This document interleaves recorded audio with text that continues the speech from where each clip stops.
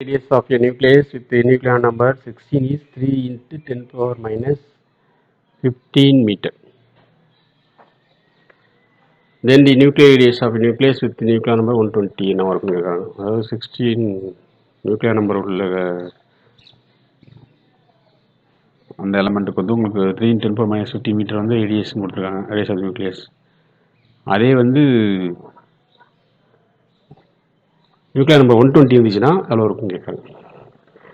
வந்து நமக்கு we know that already என்னன்னா R equal to radius of the nucleus, R equal to R naught A power 1 by 3 தெரியும். இந்த nuclear number that is mass number.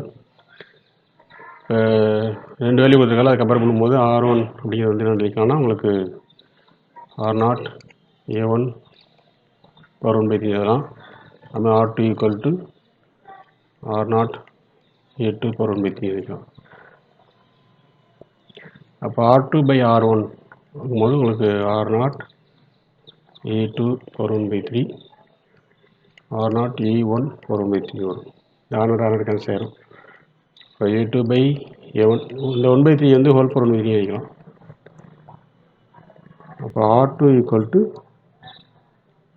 R1 into A2 by A1 power 1 by 3 வரும். இந்த R1 அங்கே வந்துடும்.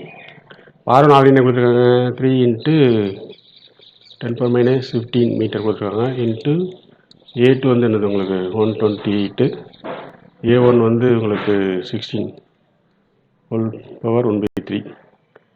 இதை அடித்தோன்னா உங்களுக்கு வந்து 1 டைம் இது வந்து 8 வரும்.